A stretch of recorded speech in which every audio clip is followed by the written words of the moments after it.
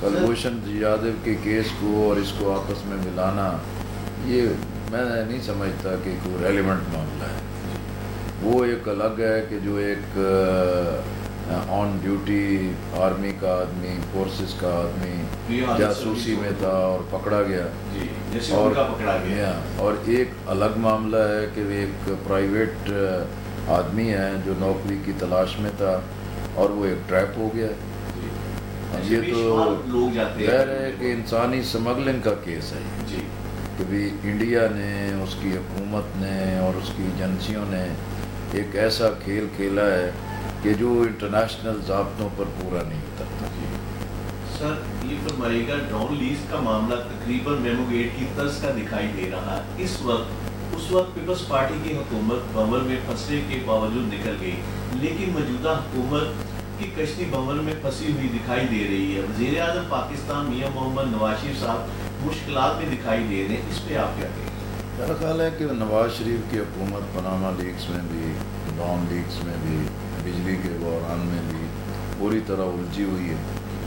اب Panama case کے فیصلے کے بعد اب جے آئی ٹی بن گئی ہے، اور جو سپریم کورٹ کا جو فیصلہ تھا اس میں بھی یہ اپنے آپ کو بری و ذمہ تو نہیں قرار دے سکے اور نہ اپنے لیے کلین چٹ حاصل کر سکیں، جس کی وجہ سے اب یہ تحقیقات آگے بڑھے گی، اسی سے ہی بات سمجھ آئے گی۔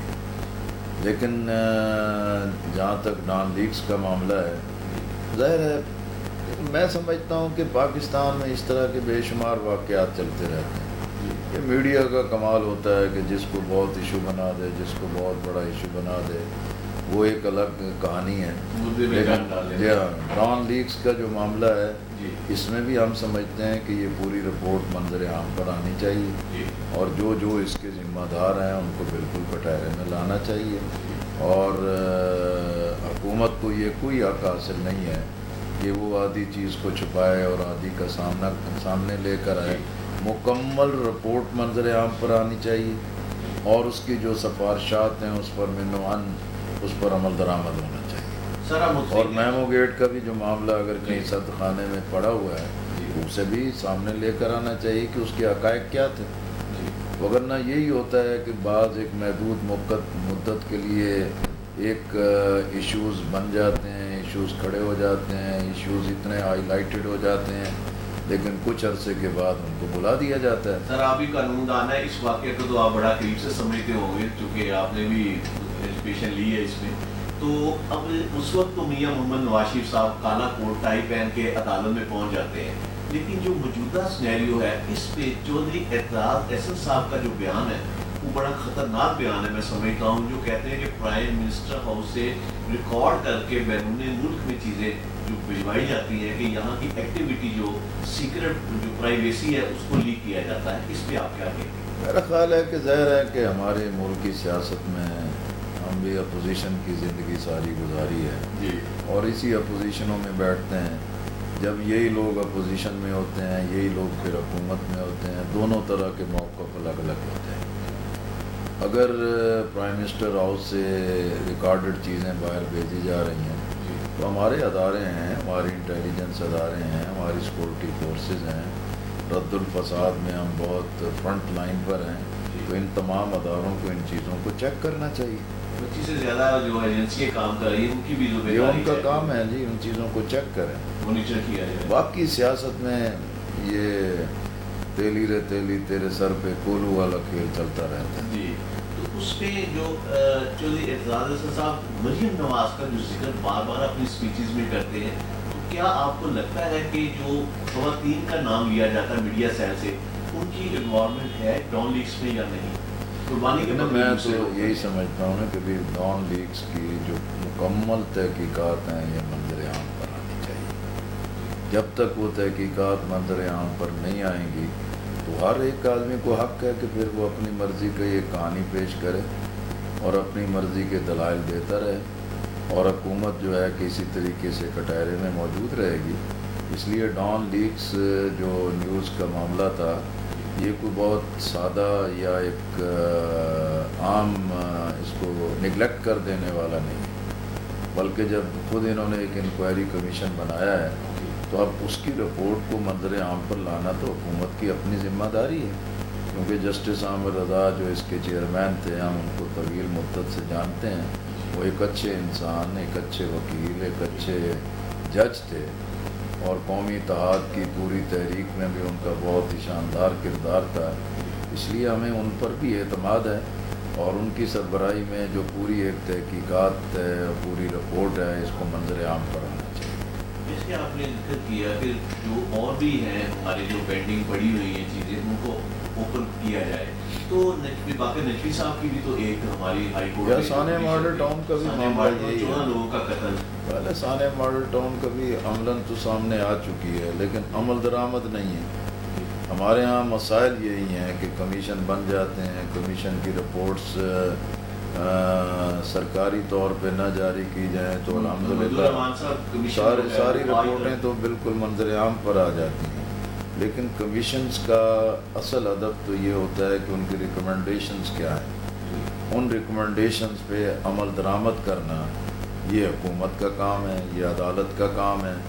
اور ہمارے ہاں جو بہت کمزوری رہ جاتی ہے کہ تحقیقات تو کسی نہ کسی شکل میں سامنے آ جاتی ہیں، یا آفیشلی ان آفیشلی وہ ڈکلیئر بھی ہو جاتی ہیں، لیکن عمل درآمد نہیں ہوتا۔ اصل چیز ہے کہ عمل درآمد ہونا چاہیے، جو کلپریٹس ہیں ان کو کٹہرے میں لانا چاہیے اور ان کو عبرت بنانا چاہیے۔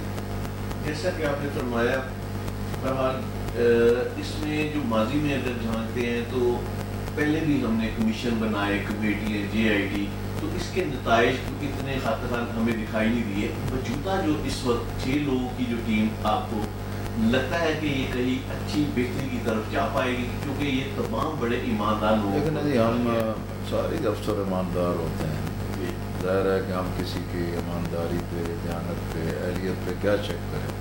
وہ آفیسر ہوتے ہیں، ایک پروسیس سے آگے آتے ہیں، اپنا ان کا ایک کیریئر ہوتا ہے، سب اچھے لوگ ہوتے ہیں۔ اب ظاہر ہے کہ ان 6 بڑی تعداد میں سے لوگوں کو چنا گیا ہے، تو سپریم کورٹ نے ایک جے آئی ٹی بنائی ہے، اب سپریم کورٹ کی ایک ذمہ داری بڑھ گئی ہے۔ اب یہ معاملہ چلے، اسی سے ہی پتہ چلے گا نا کہ کس رخ پہ بات جاتی ہے۔ اگر میں پہلے ہی اس کے نتائج کا اعلان کروں کہ میں تو کم از کم ایسا سیاسی کارکن نہیں ہوں، نہ نجومی ہوں، جو خام خواہ کی پریڈکشنز کرتے رہیں، خام خواہ کے تجزیے پیش کرتے رہیں، اور پہلے سے ہی اپنے فیصلوں کو اعلان کریں۔ اداروں پر اعتماد کرنا چاہیے، جن کے ذمے تحقیقات ہو جائے، تحقیقات کو ہونا چاہیے۔ اسلام کا بھی ہمیں حکم ہے کہ سنی سنائی پہ خام خواہ کی آراء نہ بنائیں، اور سیاست میں استحکام اسی صورت میں ہے۔ جمہوریت اسی چیز کا نام ہے کہ اختلاف کا حق ہے، لیکن اختلاف کو ایک دائرے تک رہنا چاہیے، اسے بد تہذیبی کی طرف نہیں جانا چاہیے، پگڑیاں اچھالنے کی طرف نہیں جانا چاہیے، سیاست میں تلخی نہیں پیدا کرنی چاہیے، اور یہ تلخی جو ہے بالآخر سب کے لیے تباہی کا باعث بنتی ہے۔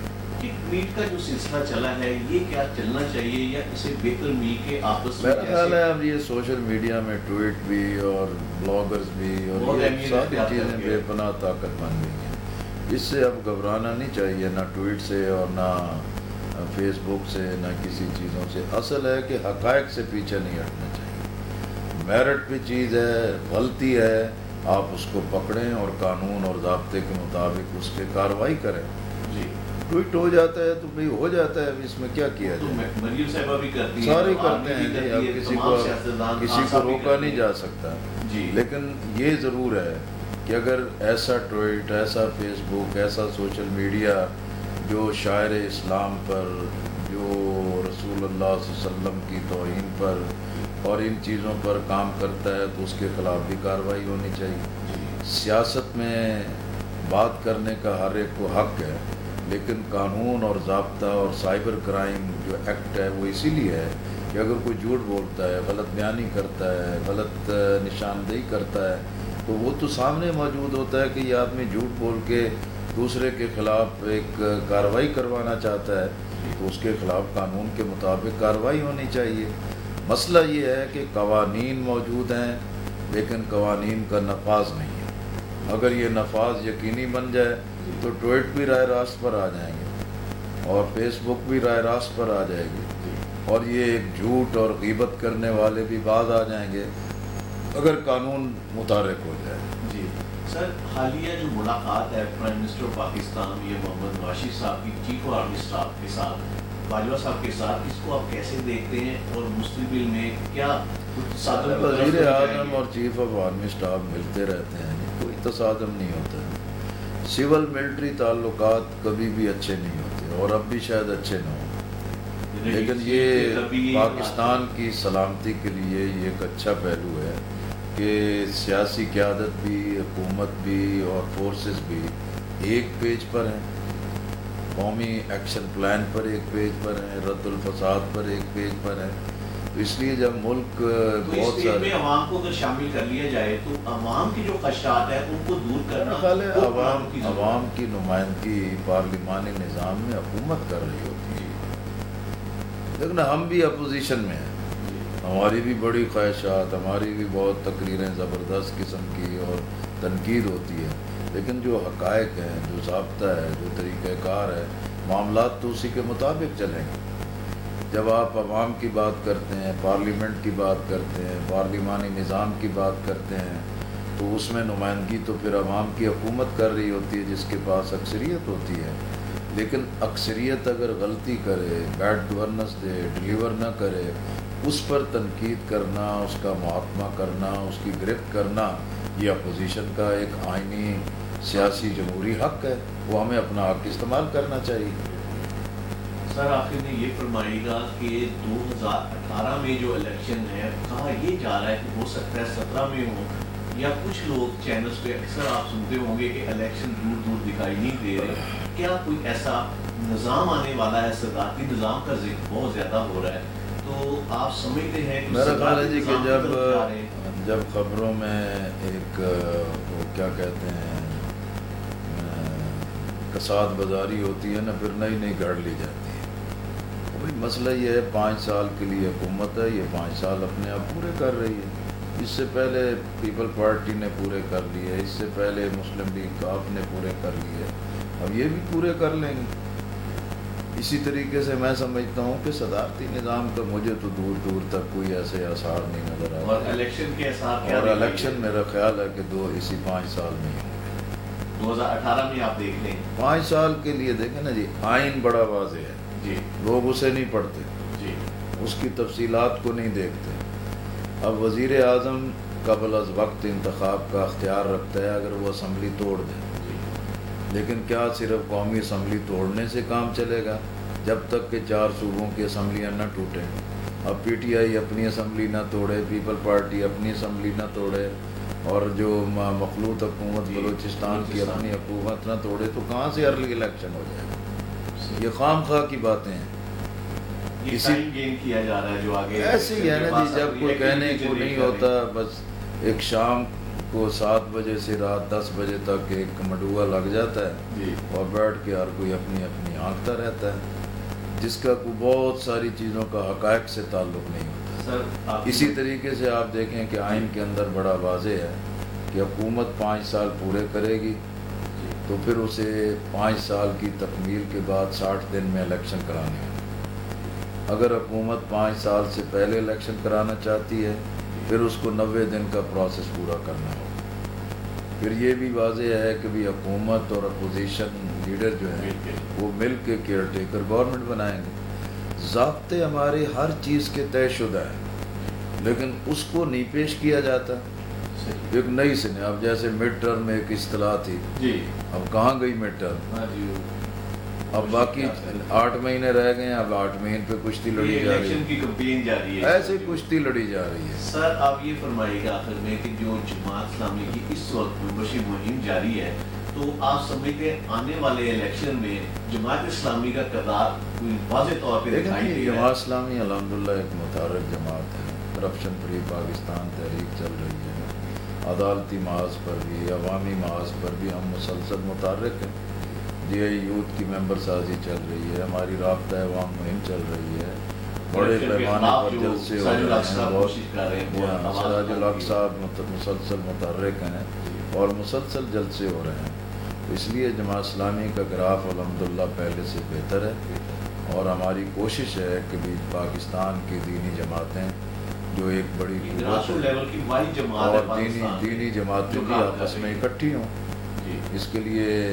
اور میں سمجھتا ہوں کہ اس وقت جو ایک پولرائزڈ پالیٹکس ہے اس میں اگر دینی جماعتیں مل کے آگے بڑھتی ہیں تو قومی سیاست پر ایک نیا منظر ضرور پیدا ہوگا. بہت شکریہ. تھینک یو سر، بہت شکریہ. آج آپ نے خصوصی جو ٹائم دیا ہمیں. انشاءاللہ بہت اگلے پروگرام میں دوبارہ پھر آپ سے ملاقات ہوگی. انشاءاللہ. Thank you. جی ناظرین، جیسا کہ آج آپ نے پروگرام دیکھا، اظہار خیال میں لیاقت بلوچ صاحب نے نیشنل اور انٹرنیشنل ایشوز پر جو گفتگو کی ہے اس میں انہوں نے واضح طور پہ بتایا ہے کہ جو اس وقت افغانستان کے اندر کھیل کھیلا جا رہا ہے بیرونی قوتوں کا، وہاں پر جو اثر رسوخ کافی زیادہ ہے جس وجہ سے وہاں اسٹیبلٹی نہیں آ رہی. اس کے لیے ہمیں کچھ ایسے اقدامات کرنے ہوں گے جس کے لیے چائنا، پاکستان، روس اور ایران کا کردار بہت اہم ہوگا. اس کے لیے ہمیں سب کو مل کر وہاں پر بہتری لانی ہوگی، نہ کہ پاکستان پورے خطے میں امن آ سکے. اور انہوں نے خصوصاً بھارت کی جو اس وقت شرارتیں افغانستان سے پاکستان کے لیے کی جا رہی ہیں، آئے روز حالات کو بدترین کرنے کی کوشش کی جاتی ہے، تو کلبھوشن یادیو جو اس کی ایک کڑی جو ہم نے اسے پکڑنے کے باوجود ہمارے حکمرانوں نے اس پہ آواز بلند نہیں کی، تو ہم یہ ضرور اس چیز کا اظہار کریں گے. حکومت پاکستان اور خصوصاً پرائم منسٹر پاکستان سے گزارش کریں گے کہ اس معاملے کو انٹرنیشنلی ہائی لائٹ کیا جائے. اور دوسری طرف جو انہوں نے ذکر کیا لیاقت بلوچ صاحب نے کہ اس وقت جو ٹرمپ کا جو دورہ ہے وہ بہت اہمیت کا حامل ہے، جو سعودی عربیہ، روم اور اسرائیل کے اندر جو ہونے جا رہا ہے، تو اس میں ان کے دورے کے جو امکانات وہ 23 مئی کو ہیں، تو وہ سمجھتے ہیں کہ وہ بہت اہم ہوگا. اس میں جو مسلمانوں کو اپنی یونٹی اور اپنے اندر اتحاد پیدا کرنا ہوگا. تو ناظرین، آج کا پروگرام آپ نے دیکھا، یقیناً آپ کو پسند آیا ہوگا. انشاءاللہ نیکسٹ پروگرام میں دوبارہ آپ سے پھر ملاقات ہوگی. تب تک کے لیے اپنے میزبان علی کامران ڈیلو کو اجازت دیجیے. پروگرام اظہار خیال سے پھر انشاءاللہ دوبارہ نئے مہمان کے ساتھ دوبارہ آپ سے ملاقات ہوگی. اللہ حافظ. Thank you.